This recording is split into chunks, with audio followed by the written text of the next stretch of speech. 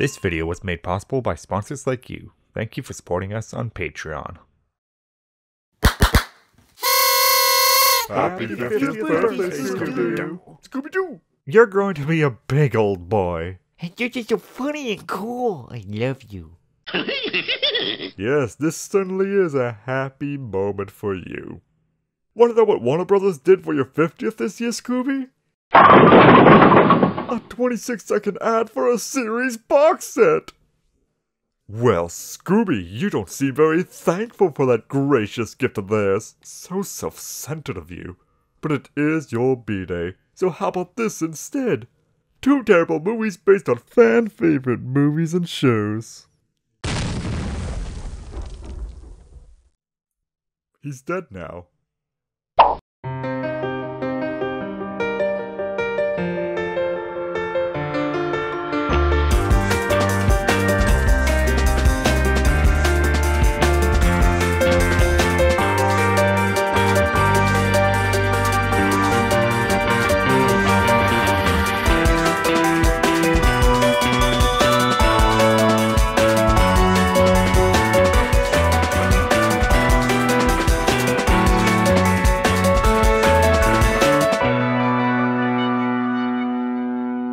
Hi, I'm WHYBOY, and welcome back to Cartoon Corner, and really, happy birthday to Scooby-Doo. Scooby is one of the classic icons of animation, and he's been keeping himself relevant for 50 years, while all the other Hanna-Barbera properties have been, well...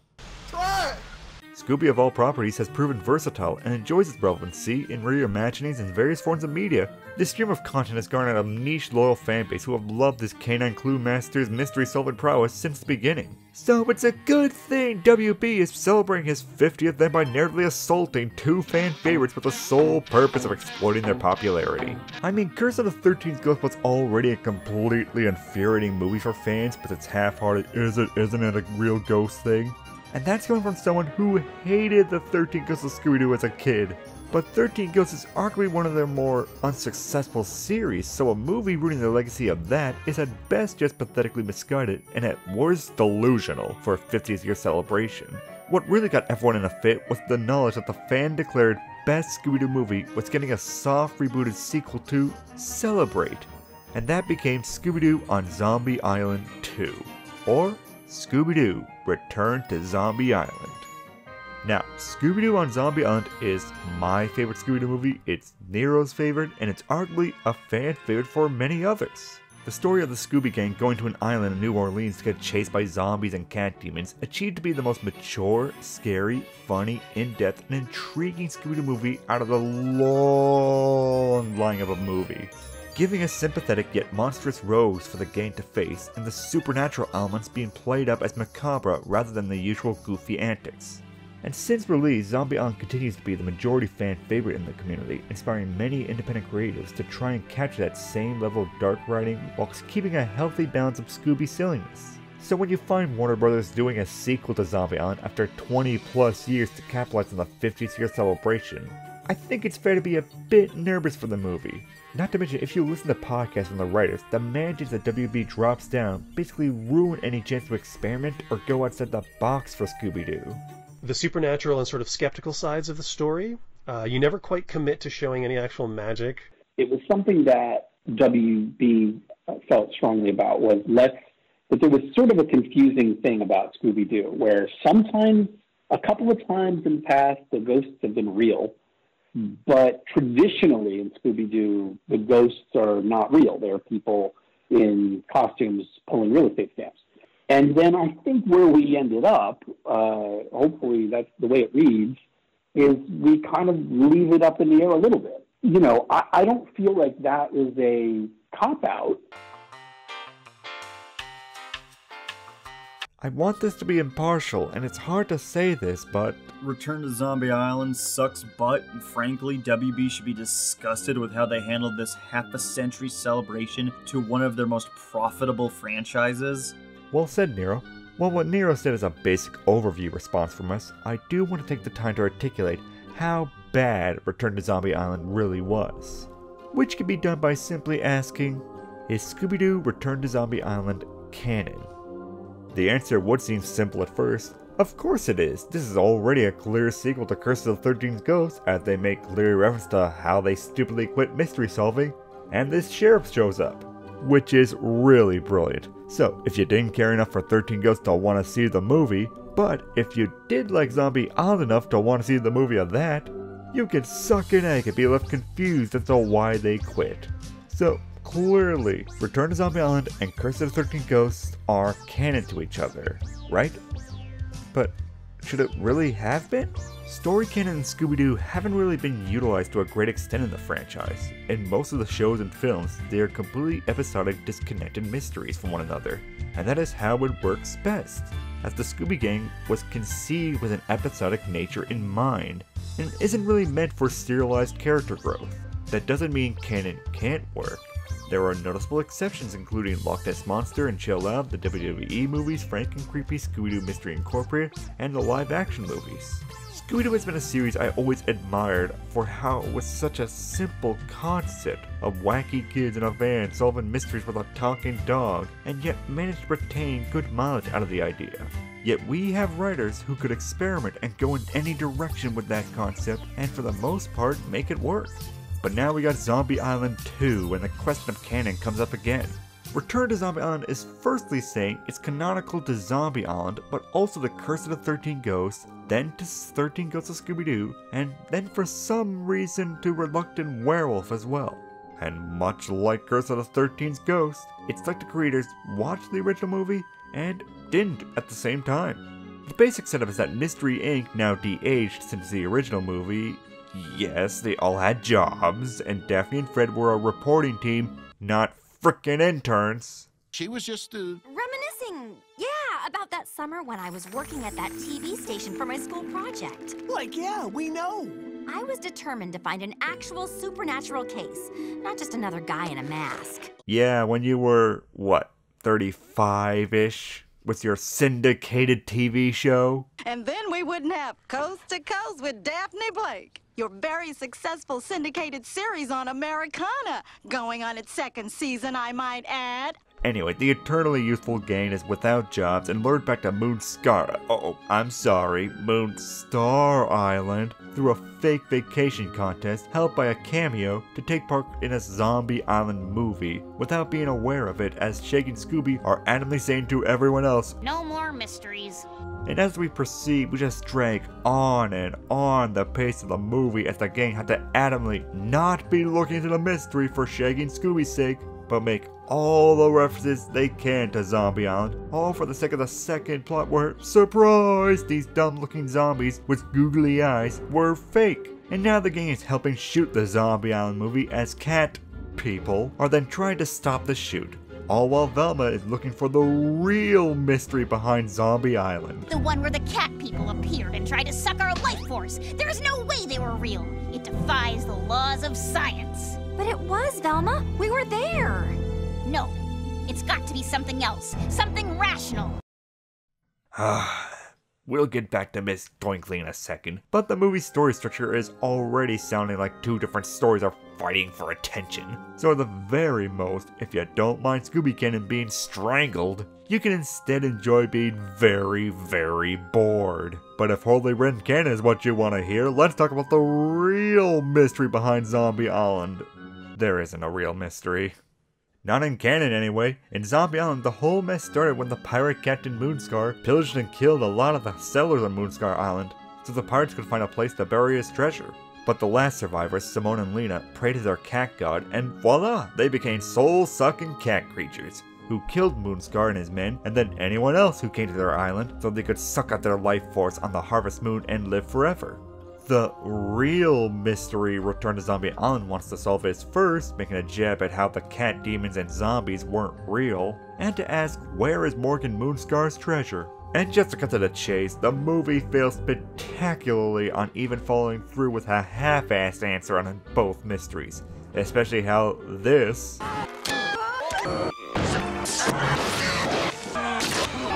was all fake. Like, here's the key clue they used for this mystery, the guest book. When the gang arrives for their fake vacation, Mr. Alan Smithy here, appropriate name and embodiment of Warner Brothers business practices. Anyway, he asked them all to fill in the Moonstar Lodge's hotel guest book, and Velma realizes that pages were ripped out. Apparently because they were on the island before, they signed it previously then, so Alan Smithy ripped out those pages to hide that evidence. So this, along with some really on-the-nose bad acting, is the proof that the gang was roped into a really crappy zombie movie and back to Moonscar Island. But yeah, that makes no sense in canon and on its own merits.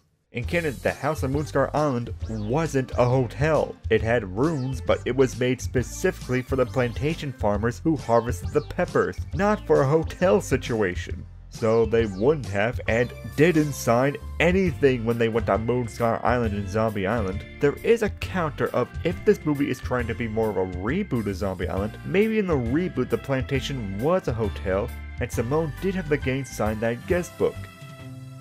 Then why didn't we see anything like that in the flashback? In the movie's own canon flashback, it showed nothing on them signing any guest book. All the key scenes from the story, but apparently not the key clue for this mystery. So this clue is just predicated on just the assumption of that, oh, because there are pages ripped out, therefore it must mean that our names were on those pages.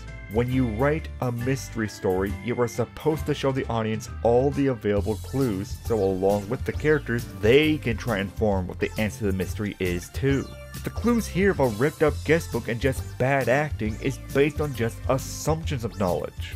We as the audience are just supposed to be aware of acting lingo and mannerisms, and we as the audience are just supposed to guess that these pages have the gang's name on them when we see no evidence of that. Scooby-Doo may be a children's mystery series, but that doesn't give the go-ahead to write a crap mystery. You want to know a better mystery? Scooby-Doo and Zombie Island. Throughout the movie, there are clues shown on screen of ghostly encounters causing the gang to float, and then later on, it's revealed that the gang were made to levitate thanks to Simone and Lena's voodoo dolls. This movie took the time to show small, minute scenes of where the cat creatures got personal effects from the gang for their voodoo dolls. That creates a through line of a mystery and gives the audience all the info and clues to figure out the culprits were using voodoo dolls.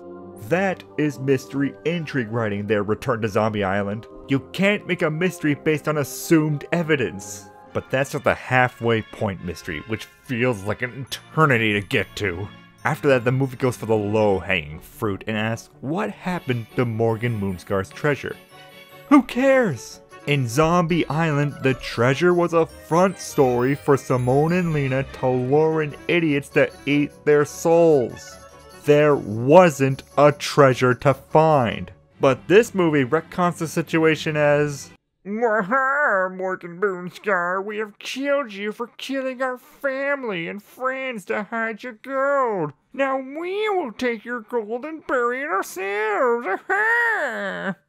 Yeah, it makes no sense for them to kill Moonscar, steal his treasure, to then hide it themselves. They were alive for decades, so what? They had his treasure and just decided to keep it for sentimental reasons? So, as a sequel to Zombie Island, Return to Zombie Island doesn't make any sense. But what if this movie was a reboot of Zombie Island, where the cat creatures for some reason took the treasure and hid it for themselves? Then it still wouldn't work, as by the end of Return to Zombie Island, where mystery and captures the culprits behind the cat people, 2 nameless islanders and a sea captain. Solid suspect writing there. I especially love they have no names. By giving up the Simone's necklace to the cat people, which shoots an Indiana Jones laser beam, revealing a fake treasure the gang buried, so they could pincer them in by looking like the stupid zombies from the cover.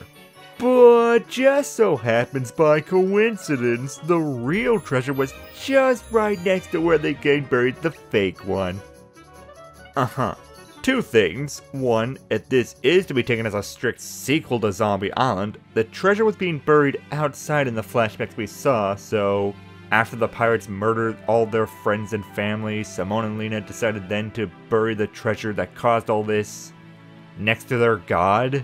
Yeah, that makes sense, and not, using the money to create a settlement on the island and making it the perfect trap for soul devouring. But for the second thing, if we take this as a soft reboot of Zombie Island instead, where Simone and Lena did bury the treasure and Simone's necklace was needed to point to where the real treasure is, why did it point at where the fake treasure is? Mystery Inc. didn't think the treasure was real until they found it, so the necklace, which was supposed to find the treasure, hit the completely wrong spot, and then they found the real one by accident.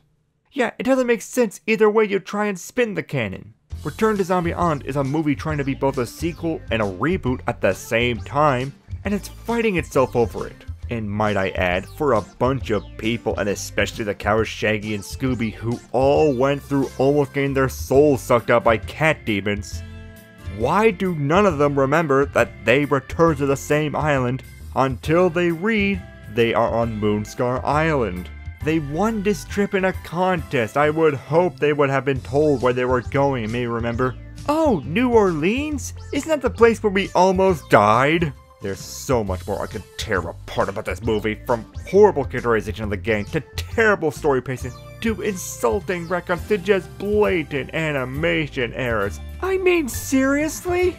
You see, they just didn't care. This is a movie at its core whose canon tears apart any sort of pacing or narrative writing to shreds, all for the sake of you going, I remember that. What is the point? Oh, but you'll hate this a whole lot more. Oh god, no. Harold, please, no more. But this is the best part. Consider this. If this is canon with Curse of the 13 Ghosts, are monsters real? My work here is done. That satanic jerk is right. If you take this as canon to 13 Ghosts, it makes both movies considerably stupider. Because monsters were real on Zombie Island. They met ghosts, they got chased by zombies, they experienced hauntings. Even in a soft reboot argument, they experienced it all, including the cat people turning to dust in front of them, dying in front of them. So with that context now, why does Velma think it's all fake? I finally get to cross off one of my unsolved capers. Unsolved? But the cat people from last time... Must be the same people looking for the treasure this time. And the original zombies? Swamp gas. Well, if you find denial hilarious, this definitely explains everything. Just two things. One, the black cat creature clearly was real, and unlike Nessie or any of the other end movie monster reveals Scooby's has had, these cats have a century-long killing streak, and kinda goes without saying, the cat will continue to attack people afterwards. And no one cares because Ellen Smithy gets money!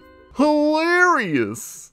And two, they're the exact same people, Lena, Simone, Jacques, all Caucasian, 2 women and a man. 2 nameless islanders and a Caucasian ferryman. 2 guys and a girl. Just basic comparison there, plus you said the final zinger before they died, Velma. I think you should remember those 3 pretty well. Looks like your 9 lives are up. Looks like this movie is a flat-out lie from beginning to end. Return to Zombie Island doesn't continue or expand on the lore of the original film. In order for Return to Zombie Island to function, it needs to flat-out change everything. Character development is both addressed and then undone, or is flat-out ignored altogether. In terms of narrative, the film flat-out creates false evidence to form a false foundation. It then frames everything as though it's just a lambasting joke at Zombie Island's expense. Why would you make a sequel to the most mature film of Scooby-Doo, the one that respected the audience intelligence so much they are willing to go a bit darker, and turn it into a self-deprecating mockery? If you made a sequel to Citizen Kane, you wouldn't change the story of Charles Foster Kane adding in fart jokes.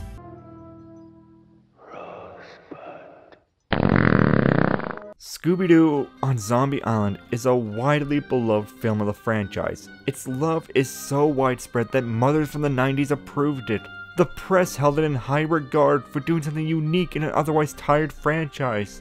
All Return to Zombie Island does is completely undercut everything, especially Velma. So many recent movies have done nothing but characterize her as the most denial-stricken character imaginable. Velma actually had a character arc in Zombie Island. She went from a scientifically driven skeptic looking for answers where there were none, to a believer that the supernatural is a possibility.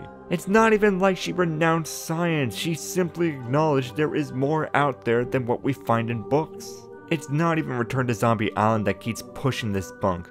A lot of recent Scooby-Doo films have just driven home to an exaggerated degree that Velma is quite frankly an imbecile who refuses to acknowledge anything supernatural. And that's laughable because now this is canon with 13 Ghosts of Scooby-Doo with all this.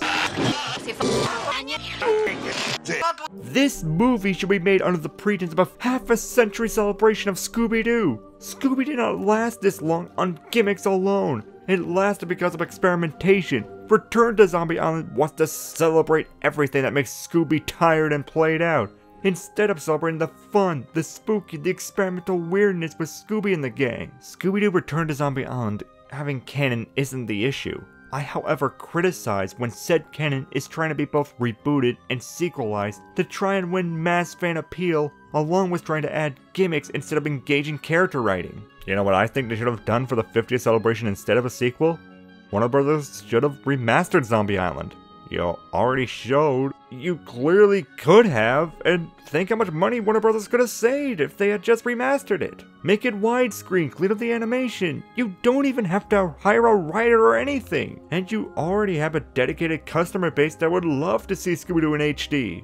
This would create a great celebratory piece for the fans, which no corporation has real any interest in.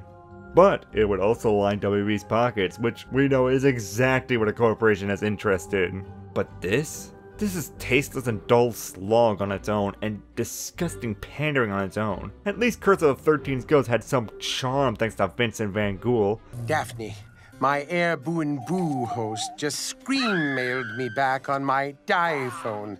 There's nothing charming about Return to Zombie Island, and it should go into the letterbox where it belongs. Meh. Thank you for watching Cartoon Corner. That was a rough one, but what did you think of Return to Zombie Island? Hopefully you liked it better than I did. Leave your thoughts in the comments below, and stay tuned as the rest of October is ToonGrin's proper celebration of Scooby-Doo, with more Scooby-Doo videos coming every week. Please subscribe and hit the notification bell, follow us on social, and if you like, you can support us on Patreon or TeePublic. Links are in the description below, and as always, be sure to tune in to ToonGrin.